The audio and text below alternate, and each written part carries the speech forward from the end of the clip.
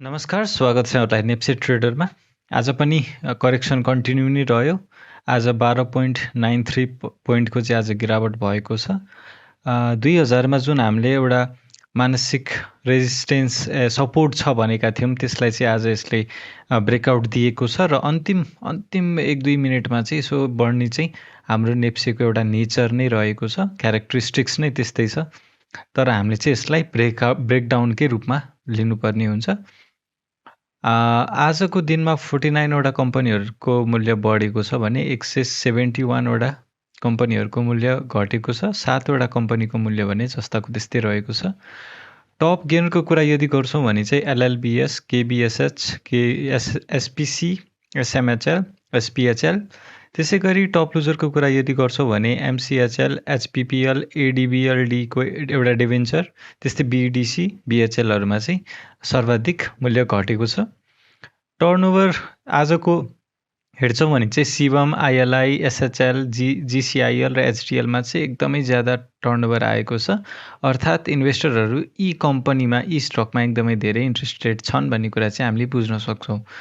Turnover wise हेर्छौँ भने चाहिँ शिवम, एसबिएलपिओ, एसएचएल, जीसीआईएल, आईएलआईमा चाहिँ भोल्युम एकदमै राम्रो देखिएको छ। ट्रान्जेक्सन हेर्छौँ भने चाहिँ आईएलआई, जीसीआईएल, एनआरएम, एमइएल, शिवम हैन, यिनीहरूमा चाहिँ ट्रान्जेक्सन वाइज एकदमै राम्रो कारोबार भएको छ। आज पनि 1.4 अर्बकै टर्नओभर आएको छ। हिजोकै तुलनात्मक सरह नै मान्न सक्छौँ। 272 वटा कम्पनीहरूको आज कारोबार भएको छ। सेक्टर यदि हेर्छौँ भने चाहिँ आज ब्याङ्किङ इन्डेक्स 0.35 ले झरेको छ। डेभलपमेन्ट 0.36, फाइनेन्स 1.33 ले घट्यो। होटल एन्ड टुरिज्म 0.68 ले घटेको छ। हाइड्रो पावर आज 1.4% ले घट्यो। त्यसै गरी इन्भेस्टमेन्ट 0.75 ले घटेको छ। लाइफ इन्सुरेन्स 0.76, म्यानुफ्याक्चरिङ 1.07 ले घट्यो।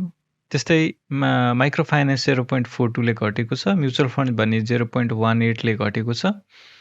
नन लाइफ इन्सुरेन्स 0.46 ले घटेको छ। Other index 0.56, trading index 1.17। आज सबसे धेरै घट्नेमा चाहिँ फाइनेन्स, हाइड्रो र ट्रेडिङ इन्डेक्स रहेका छन्। त्यसै गरी म्यानुफ्याक्चरिङ पनि उत्तिकै घटेको छ।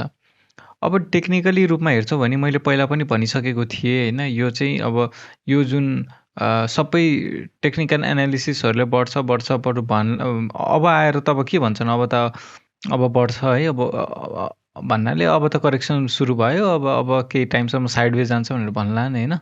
तर मैले यो घट्न सक्छ भन्ने कुरा चाहिँ मैले यो पोइन्टतिरैबाट भन्दै आएको थिएँ, जब यसले बढ्न सकिरहेको थिएन हैन। यो क्यान्डल जुन दिन फर्म भयो त्यही दिन मैले अब चाहिँ बेरिसतिर हामी अहिले केही टाइमलाई चाहिँ अब घट्छ अनि सस्तोमा हामीले किन्ने मौका पाउँदाखेरि किन्नुपर्छ है भनेर मैले भनेको थिएँ। सो त्यही हिसाबले त्यो मेरो प्रेडिक्सन जुन यहाँ थियो मैले प्रेडिक्सन भन्दा पनि टेक्निकल एनालिसिस अनुसार बोलेको थिएँ हैन। त्यो अनुसारले अहिले मार्केटमा करेक्सन नै आउने देखिन्छ, त्यही हिसाबले करेक्सन आएको छ। यदि तपाईँले मेरो च्यानललाई पहिलेदेखि फलो गर्नु भएको छ भने चाहिँ तपाईँहरू मेरो भ्युवर्सहरूले त यतैतिर सेल गरिसक्नु भएको थियो पहिल्यै, त्यसकारण उहाँहरूलाई चाहिँ खासै घाटा चाहिँ छैन। अब यही 1900-1800सम्म आयो भने फेरि सस्तोमा किन्ने नि, यही भएको हामीले बेचेको स्टक अहिले हामीले बेच्यौँ हाम्रो सम्पत्ति भनेर बुझ्ने होइन कि हामीले त्यही सम्पत्ति सस्तोमा पछि फेरि किन्न पाउँछौँ क्या, त्यसरी हामीले लिनुपर्ने हुन्छ। इन्डिकेटर लगाएर हेरौँ। पहिलो नम्बरमा आरएसआई हेरौँ। आरएसआई हेर्छौँ भने आज 36 मा आइपुगेको छ। यसले चाहिँ अब हामीले बेरिस जोनमा प्रवेश गरिरहेको भनेर बुझ्छौँ है। अहिले खासै स्ट्रेन्थ पनि छैन बजारमा, बरु यो धेरै तल गयो भने चाहिँ तल जाने स्ट्रेन्थ चाहिँ बढेर जान्छ। त्यसै गरी हामी एमएसिडी हेर्छौँ भने चाहिँ एमएसिडी अनुसार पनि नेगेटिभ एरियामा हिस्टोग्राम बढिरहेको छ। यसले केही दिनसम्म अझै सेल भन्नाले बजार करेक्सनमा जान सक्ने सम्भावना देखाउँछ। त्यसै गरी हामी यदि बोलिङ्गर ब्यान्ड हेर्छौँ भने चाहिँ यसले लोअर ब्यान्डको छेउछाउतिर यसले क्यान्डल फर्मेसन गर्न थालिसकेको छ। यदि भोलि चाहिँ अब बोलिङ्गर ब्यान्डको लोअर ब्यान्डलाई छुन्छ भने चाहिँ केही दिनसम्म यसलाई घचेट्दै तल जाने सम्भावना हुन्छ।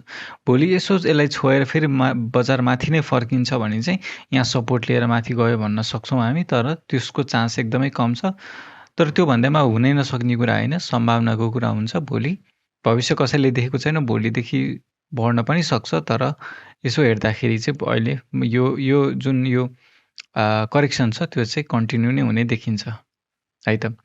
आशा छ भिडियो मन पर्यो होला, मन परेमा लाइक गरिदिनु होला। आजको लागि मैले यति नै बनाउन चाहेँ भिडियो है। आज अलिकति मैले समयमै चाहिँ बनाउन सकिनँ, त्यसको लागि म क्षमा चाहन्छु। च्यानलमा नयाँ हुन्छ भने सब्सक्राइब गरिदिनु होला। भोलिको भिडियोमा फेरि भेट्नेछौँ। धन्यवाद।